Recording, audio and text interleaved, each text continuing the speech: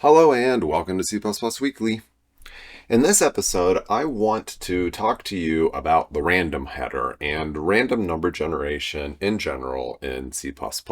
Convince you to stop using rand or using your own hand-rolled things in many cases. My name is Jason Turner. I am available for on-site training. You should contact me if you're interested in that kind of thing, or look in the video description for upcoming training events that I will be giving at a conference near you. Now, I know if you go to the random header and you start scrolling through this thing, it starts to become very overwhelming looking. Like, how do I choose what kind of distribution I want? How do I choose what kind of random number generator do I want?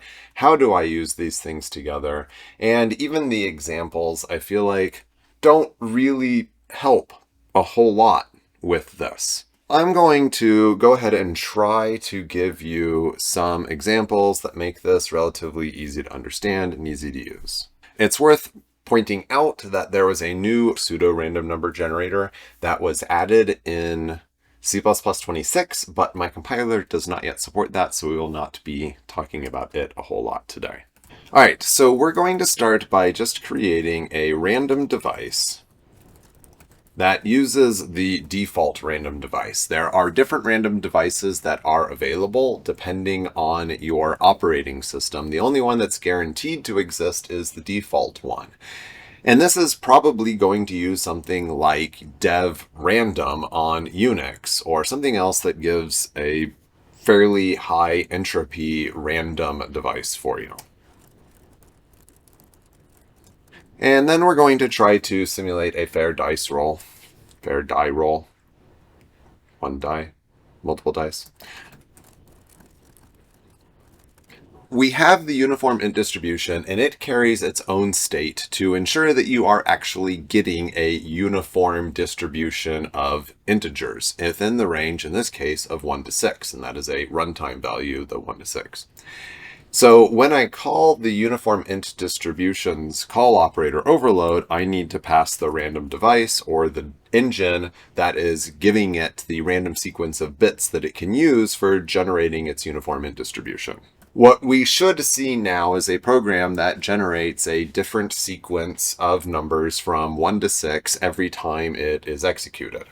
And yes, we are seeing the sequence of numbers change every time we convince Compiler Explorer to rebuild and re-execute our code. So this is reasonable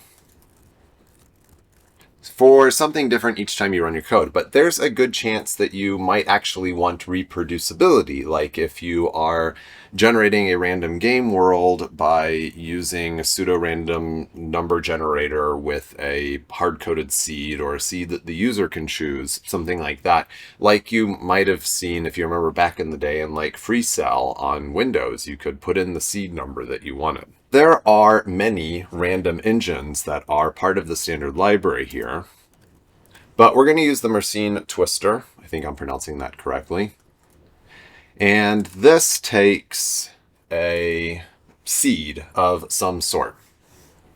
I'm just going to default initialize it. It is presumably initialized with the 0 seed. Let's go ahead and explicitly put 0 in here.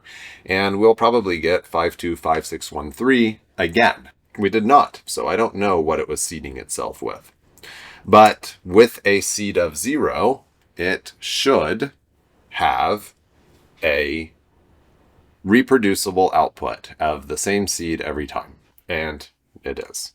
So if I change the seed, then I'll see a different sequence of numbers that are being printed. Now we need to go and actually look and see what the seed value is for the Mersenne twister if we don't provide one. Here we go. The default seed is 5489U, apparently. This, in a nutshell, is the simplest way to use the random header. You choose some sort of device, you choose what kind of distribution you want, and then you just simply use it from there. But as I already pointed out, it is quite a bit more complicated than that if you want it to be. You can use real number distributions, integer distributions, natural distributions, discrete distributions, gamma distributions, exponential distributions, whatever makes sense for the thing that you are doing. I think for most of us, we'll probably end up falling into these kind of int and real distributions, or the generate canonical. This evenly distributes real values of given precision across 0 and 1. For example, this also takes a generator. Now the exercise for you,